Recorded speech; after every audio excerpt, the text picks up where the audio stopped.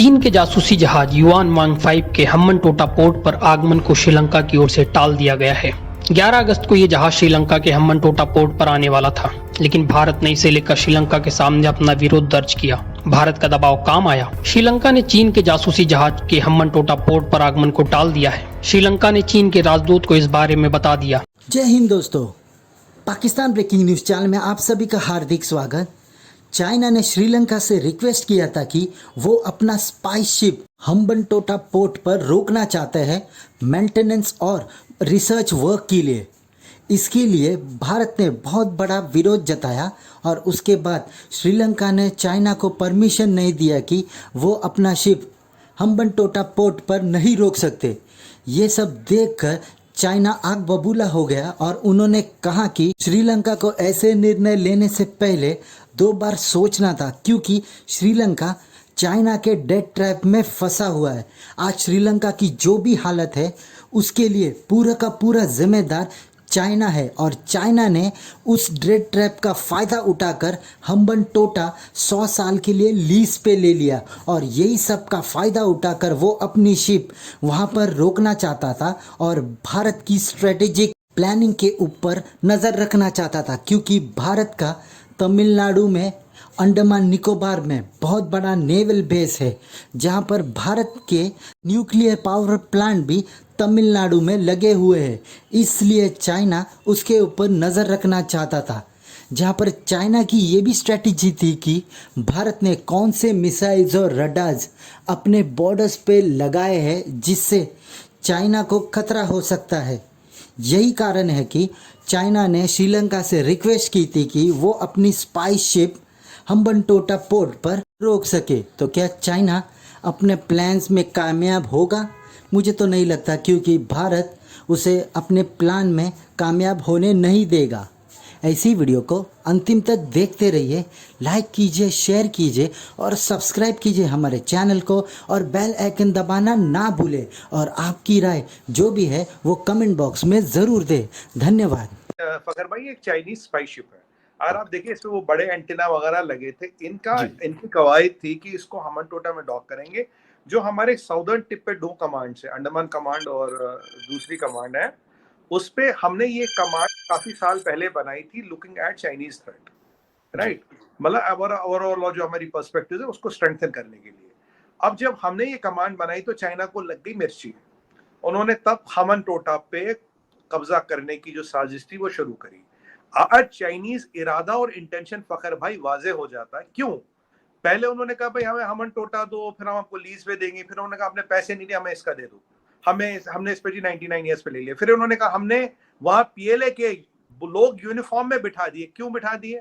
और आज जैसे ही श्रीलंका टूटता है, जैसे ही श्रीलंका में हालत खराब होती है, उन्होंने अपना तुरुक्का का खेली, इस जहाज भेज दिया।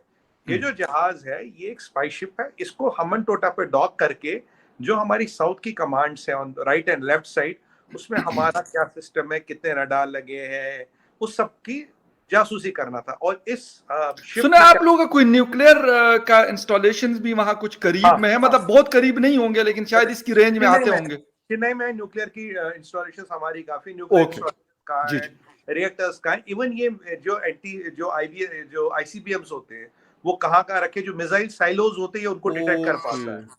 तो basically nuclear reactor, nuclear plants, missile silos, command control structures, radars, troposcatters और जितने भी वीसैट के हाई फ्रीक्वेंसी एंटेनास होते हैं, केयू बैंड हो, सी बैंड हो, एक्स बैंड के हो, उनको ये डिटेक्ट करता है। उनसे इनको पता लगता है हमारे नेटवर्क, जो हम टेक्निकली, मैं ज्यादा टेक्निकल नहीं बनाऊंगा, सिंपल रखूंगा। तो जो हमारा इंफ्रा है और इंफ्रा के ऊपर कमांड कंट्रोल का कौन सा कैसा लेयरिंग कर रखी है हमने, किस लेवल, कौन सा आर्किटेक्चर है, स्टार है, मैश है, हाइब्रिड है, और ये चीज कहाँ है, इसका ये जासूसी करने आए थे। इनको लगा अभी श्रीलंका की हालत है खराब, अभी टाइम है, उनको वो कर्ज में डूबे पड़े, उनके खाने का दाना नहीं, अभी वहां जहाज भेजो और अपनी इरादों को पूरा करो। जहाज फकर भाई चल चुका था। ये मीडिया में खबर आई कि भाई चाइना का जहाज चल चुका। हमें पता था जहाज क्या करने वाला, हमें कोई उसमें शक व शुबा नहीं था। और आज दुनिया को भी कोई शक व शुबा नहीं रहना चाहिए कि वो जहाज वहां क्या कर रहा था। और आज दुनिया और श्रीलंका के लोगों को भी, इवन पाकिस्तान के लोगों को भी ये समझना चाहिए कि वक्त आने पे क्या करते हैं। जिस श्रीलंका के साथ हमारे 2500 साल से दोस्ती है, उसी श्रीलंका की बंदरगाह को क्यों एक्वायर किया गया, उन्हें डेट ट्रैप पे क्यों फंसाया गया, राजपक्षे को पैसा क्यों दिया गया ताकि वो पीएलए का जहाज वहां डॉक कर सके तुम्हारे 2,500 साल पुराने भाई या पड़ोसी पे जासूसी करने के लिए। ये तो रही इंटेंशन की बात। हमने अपना जो भी डिप्लोमेटिकली करना था और जो भी जियोपॉलिटिकली करना था हमने रोका। श्रीलंका ने उन्हें कहा आप अपना जहाज यहाँ से नहीं लाइए और तब तक नहीं लाएंगे जब तक इस पे कोई डिस्कशन नहीं होगा। श्रीलंका को डुबाने का काम ये राजपक्षे भाइयों ने किया, ये भी हम डिस्कस कर चुके हैं। ये जो चाइना से इन्होंने अंधाधुंध पैसा लिया और वो अब यूएसएड भी वही कहता है। और वहां मजे की बात ये चीमा साहब कि वहां के जनसाधारण को, नागरिकों को ये पता लग गया कि चाइना के पैसे के कारण हम डूबे। अब आपने देखो वहां 30-40 तो वो फॉरेन गाड़ियां मिली, जब लोग भूखे मर रहे थे, जब पैलेस के अंदर के वहां तो मिलियंस ऑफ डॉलर में तो वहां कैश मिलता है, क्या क्या नहीं था उस पैलेस के अंदर। मतलब बादशाह सलामत बढ़िया रह रहे थे, लोग मर रहे थे। मुझे तो फ्रेंच रेवोल्यूशन वाली स्टोरी याद आ रही थी जब मैरी मैकडेल पूछ रही why are the people crying, कहते they don't have bread, ask them to eat cakes. फिर ग्लोटीन हुआ था उसका, वो बात अलग है। तो चलो आजकल के टाइम में तो लोग निकल जाते हैं, वो ऐसी नौबत नहीं आती, जहाज वहां से काम आ जाते हैं, टेक्नोलॉजी काम आ जाती है। अब चीमा साहब ये तो वहां परिस्थिति थी, ये तो उनका चाइना ने कर दिया काम। अब मुझे बताइए अब हम उनको क्या दे रहे हैं? हमने अगर उनके हुक्मरानों ने चाइना को चुना और आज चाइना तो उन्हें एक नया पैसा नहीं दे रहा, नया क्रेडिट कौन दे रहा? हम दे रहा। दवाई कौन दे रहा? हम दे रहे। पेट्रोल कौन भेज रहा? ह्यूमैनिटेरियन एड, फूड एड, हर तरह की असिस्टेंस कौन दे रहा? अभी उनकी सिक्योरिटी कौन गारंटी कर रहा? हम कर रहे ना, अपना मिलिट्री का जहाज नहीं भेज रहे ना, नहीं भेज रहे। हमारे तो बहुत आसान है, चाइना से तो बहुत आसान है, हम तो आधे घंटे में पहुंच जाएंगे। हम नहीं भेज रहे ना, हम आज उनको खड़ा करने की कोशिश कर रहे हैं। बट ये जरूरी है for people of Sri Lanka, for the dispensation of Sri Lanka to understand and realise where their interest are in the long run. They have to align. गलती एक बार हो सकती है आदमी से, कोई बात नहीं, बट लॉन्ग रन आप फिर गलती ना करें ना। There is a saying, you fool me once, shame on you. You fool me twice, shame on me. So that is the call the people of Sri Lanka have to take. मुझे पता आपका ये channel वहां भी देखते हैं लोग, तो that's a call they have to take.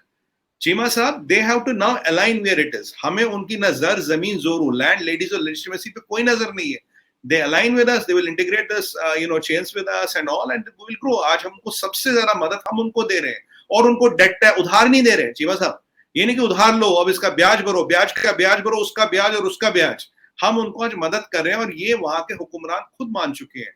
Default था राजपक्षे की पॉलिसी, डिफॉल्ट था चाइना की कवायद, डिफॉल्ट था because they wanted to believe the जो सुनहरे बाग उन्हें चाइना ने दिखाए। और ये जो थर्ड पार्टी की बात करा वेंगी, आपने बोला थर्ड पार्टी का कोई इन्फ्लुएंस नहीं है, तो बोला भाई तेरा जहाज तेरे पोर्ट पे जाने से रोक लिए, थर्ड पार्टी की कोई इन्फ्लुएंस नहीं। मैं कह रहा हूँ नहीं डिप्लोमेसी नहीं आती, पता नहीं है ना, वुल्फ वॉरियर डिप्लोमेसी करते हैं। वही मतलब वो जो इनकी पिक्चरों में दिखाते हैं ना, वो निंजा उड़ रहा है हवा में तलवार लेके, वैसी डिप्लोमेसी करे, हवाई में उड़ते रहते हैं। 12 साल पुराना डॉक्यूमेंट तुम अपलोड करते हो, कहते ये यूएन ने हमारे बारे में कहा।